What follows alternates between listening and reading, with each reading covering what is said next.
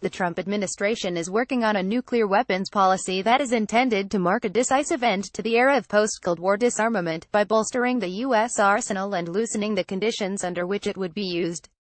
A draft of the new Nuclear Posture Review (NPR) was presented in September at a White House meeting between Donald Trump and his top national security advisors.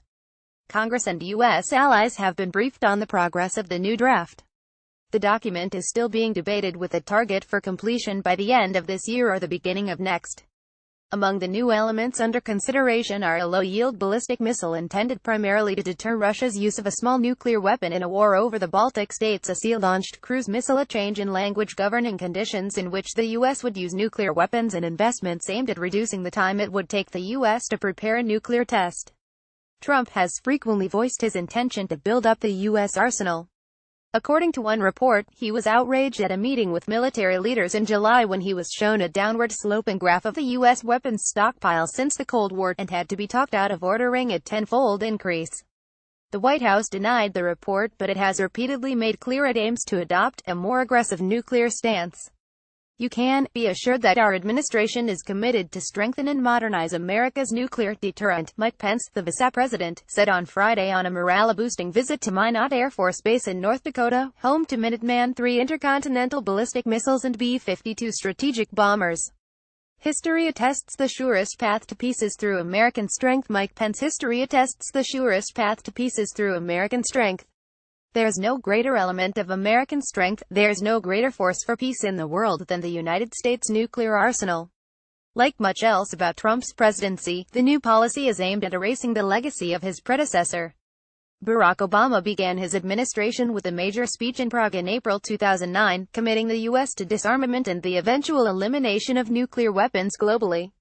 A year after the speech, the U.S. and Russia signed the New START agreement, restricting both sides to 1,550 deployed strategic warheads and bombs, down by about 30% from previously agreed limits. However, the Prague agenda petered out.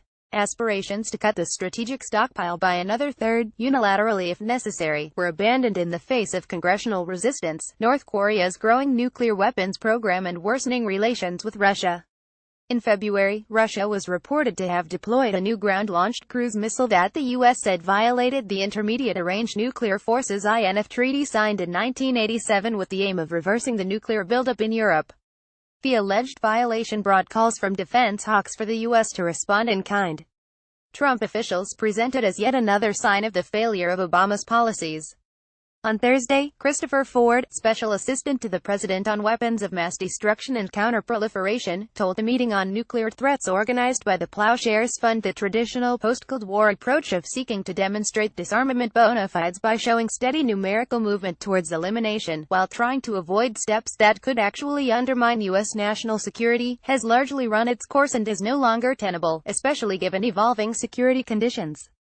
So it's time to explore alternative approaches, and Ford did not provide further details, as he said the NPR was still being worked on.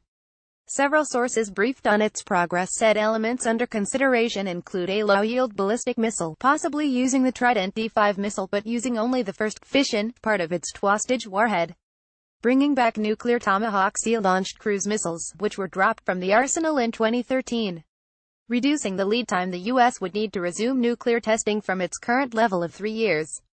A relaxation of constraints laid down in Obama's 2010 Nepalese rupees, which pledged the U.S. would only use its nuclear weapons in extreme circumstances to defend the vital interests of the United States or its allies and partners, and never against non-weapon states in compliance with their non-proliferation obligations. Any change in the U.S. arsenal would have to be approved by Congress, which controls the funding for the nuclear weapons program and which is already concerned that its ballooning cost is eating away at conventional capabilities. The Congressional Budget Office is expected to issue a new report on Tuesday that would revise cost estimates for the nuclear weapon modernization program approved by Obama from $1 trillion to $1.25 trillion over the next 3 decades. "We never really knew where the money was coming from, and now it is even less clear," said John Wolfsthal, who was Senior Director for Arms Control and Non-Proliferation in the Obama White House.